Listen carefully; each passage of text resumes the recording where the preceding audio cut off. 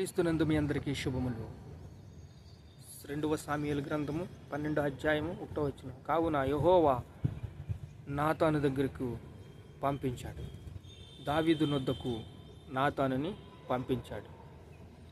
అతడు వచ్చి దావీదుతో ఇట్లా నేను దావీదుతో ఒక ఉపమానం చెప్తున్నాడు. అయ్యా, ఏది న్యాయం చెప్పు.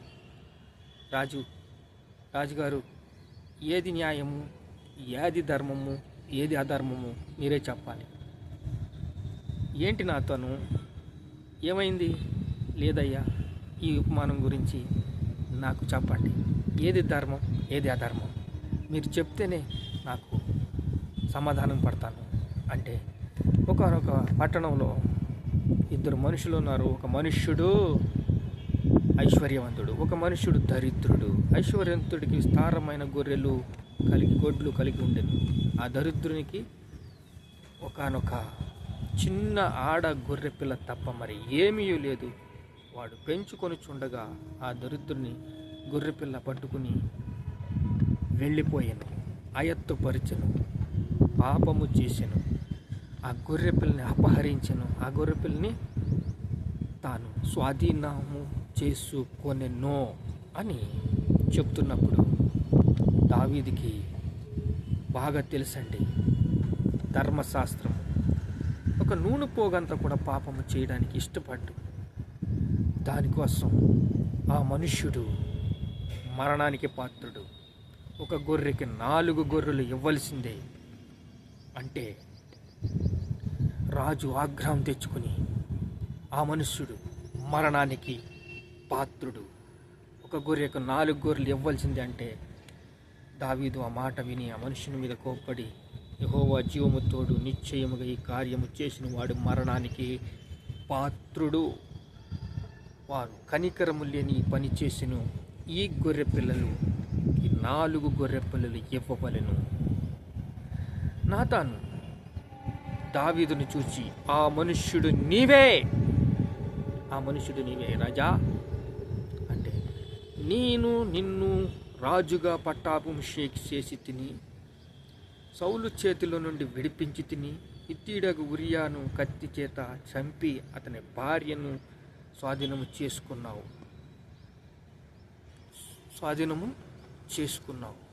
అని చెప్తుండగా తాను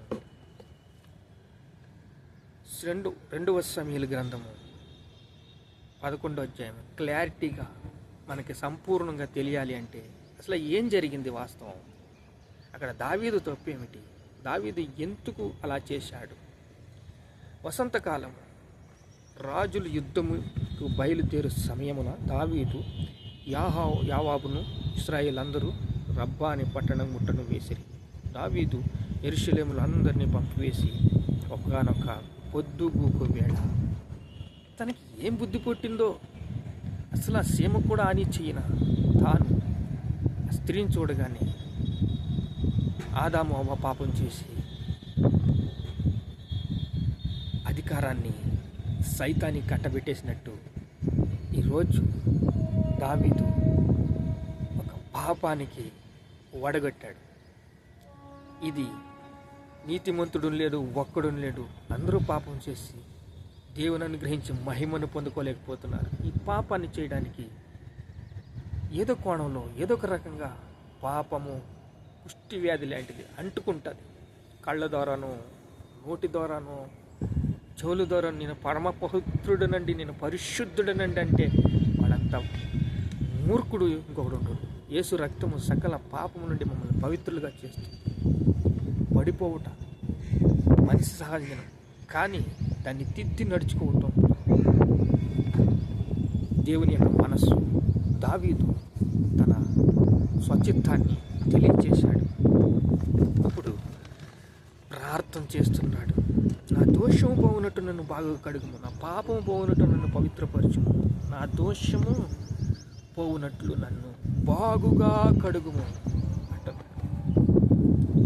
నీ రక్షణానందము నాకు మరలా పుట్టించు. నేను పాపంలోనే తల్లి గర్భంలోని ధరించాను, పాపంలోని నా తల్లి గర్భమున ధరించాను. నా అంతర్యము నాకు జ్ఞానమేమీ తెలియచేయదు. నా అంతర్యంలో నాకు జ్ఞానము తెలియచి నేను ఎందుకు ఇలా అవుతున్నాను, ఎందుకు ఇలా.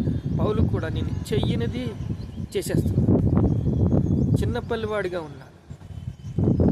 మాంసము తినే పరిస్థితిలాగా నేను ఆత్మీయంగా ఎదగలేకపోతున్నాను. చెయ్యకూడదు అనుకున్నదే చేసేస్తున్నాను. ఈ లోపం ఎలా వస్తుంది? సాతాను ప్రేరేపణ కాదా?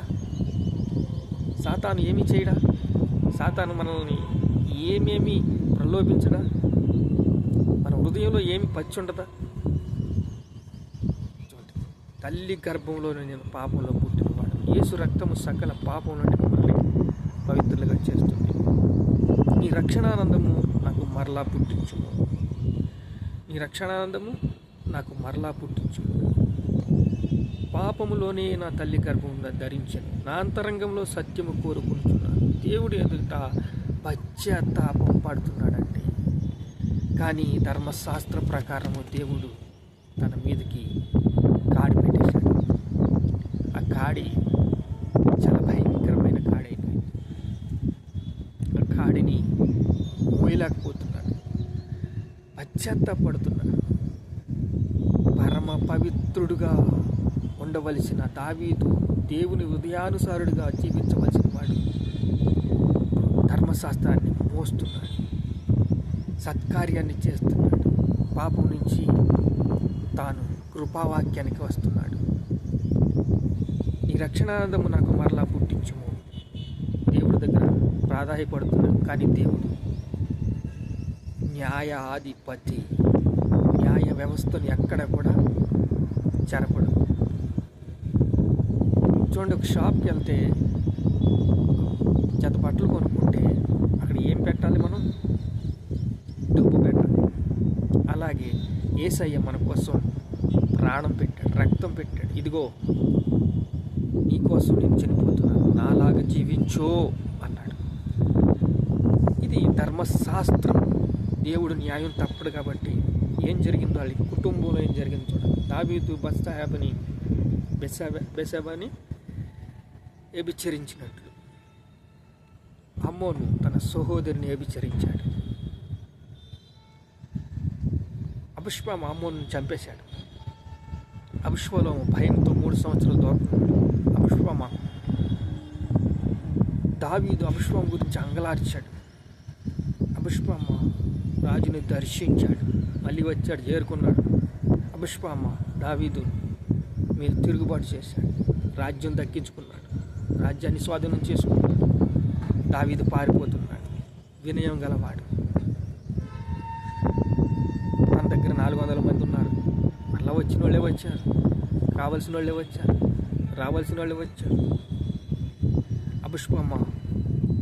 అబిషాలోము రాజుని మీద తిరుగుబాటు చేశాడు. ఊషే దావీదు పక్షముగా ఉన్నాడు. స్నేహితుడండి. అబిషాలోము దగ్గరికి వెళ్ళిపోతుంటే, వెళ్ళు, నా పక్షాన్ని ఉంటావు కదా, నా దగ్గర ఉండొద్దు, అక్కడే ఉండు. అహీతోఫెలు ఏమైనా చెప్తాడు, ఆలోచన చెడగొట్టని చెప్పాడు. అహీతోఫెలు చేసిన పాపానికి, చేసిన కుట్రకి అక్కడ జరిగింది ఊషే వల్ల అహీతోఫెలు ఊరి పోసుకుని చనిపోయాడు. అబీర్ను అమాషాను యావాబు చంపేశాడు. యావాబు చేతి కింద ఉండవలసిన వాడు, సైన్యాధిక అధిపతి, దావీదు మాట వినవలసిన వాడు. ఆ చేసిన పాపం వల్ల తిరుగుబాటు చేస్తున్నాడు. ఏంటి ఈ వ్యవహారం నాకు తెలియదు అనుకున్నావా? దేవా క్షమించు. దావీదు పరిస్థితిలో అయిపోయింది. ఆజ్ఞ ఇవ్వలేడు, మాట్లాడలేడు. కానీ సొలొమోను రాజుకి అన్నీ చెప్పాడు. సొలొమోను, నువ్వు యావాబుతో చాలా జాగ్రత్తగా ఉండాలి. మెరిసిన వెంట్రుకలో అలాగే ఉండవద్దు. చాలా భయంకరమైన వ్యక్తి యావాబు.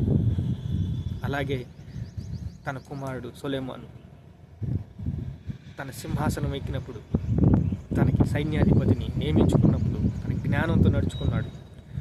ఇప్పుడు అమాషాను చచ్చిపోయాడు, అబేర్ను చచ్చిపోయాడు, అహీతోఫెలు ఉరిపెట్టుకున్నాడు. ఇవన్నీ కూడా దావీదు జీవితంలో నూరి నూరి నూరి మన జీవితంలో కూడా జరుగుతాయి గ్రహింతే. యేసుక్రీస్తుని మన హృదయంలో సొంత రక్షకునిగా అంగీకరించుకుంటే ఈ జ్ఞానం అంతా కూడా దేవుడు మనకిస్తాడు. ఈ జ్ఞానము ఎన్ని శ్రమలు, ఎన్ని కష్టాలు, ఎన్ని బాధలు, ఎన్ని ఇరుకులు, ఎన్ని ఇబ్బందులు మోస్తున్నావు, పాపాలు ఎలా ఒప్పుకోవాలి, ఏ రకంగా ఒప్పుకోవాలి, ఏ కోణంలో ఒప్పుకోవాలి, ఏ పాపం చేస్తున్నావు, కంటితో చిన్న పాపమే కాదు, కంటితో పాపం చేస్తున్నావు, నోటితో పాపం చేస్తున్నావు, చెవులతో పాపం చేస్తున్నావు, ఏమి వింటున్నావు, ఏమి విన్నది అమల్లో పెడుతున్నావు, ఏమి వినవలసి ఉన్నది వింటున్నావు, ఏమి వినకూడదు వింటున్నావు. దేవాని కృప చొప్పు నన్ను కరుణించు, నీ వాత్సల్యము చొప్పు హళ్ళు చొప్పు నన్ను అతిక్రమలు తుడిచివేయి. నా అతిక్రమలు నాకు తెలిసి ఉన్నవి, నీ దృష్టి యందు నేను చెడుతనము చేసి ఉన్నా.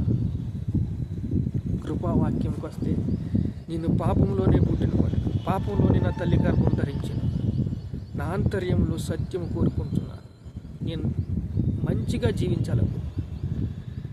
మంచి చెడులు చెట్టు ఆదాము అవ్వ పండు తిని పాపం తెచ్చుకొని సైతానికి అధికారం కట్టబెట్టేసి, ఒక ఆదాము వల్ల పాపం వచ్చింది, ఒక యేసుక్రీస్తు వల్ల మనకి పుణ్యకార్యం వల్ల మనల్ని యేసు రక్తం ప్రతి పాపం నుండి మమ్మల్ని పవిత్రపరిచింది. ప్రార్థన చేసుకుందాం. పరిశుద్ధుడానికి స్తోత్రాలు. దావీదు చేసిన నాయన అన్ని కోణాల్లో ప్రభు ఒక్కడో నీతిమంతుడు లేడు. అందరూ పాపం చేసి దేవుడు అనుగ్రహించి మహిమను పొందుకోలేకపోతున్నారు. అతిక్రమలు దాచిపెట్టువాడు వదిలుడు, కానీ వాటిని విడిచిపెట్టి ఒప్పుకునేవాడు కనికరం. మమ్మల్ని జ్ఞాపకం చేసుకున్నది, మమ్మల్ని జ్ఞాపకం చేసుకుని తండ్రి మమ్మల్ని నూతనంగా నడిపిస్తున్న, బలపరుస్తున్న, స్థిరపరుస్తున్న, సిద్ధపరుస్తున్న నీకే సమస్త మహిమ ఘనత ప్రభావాలు చెల్లిస్తున్నావు తండ్రి. ఆమేన్.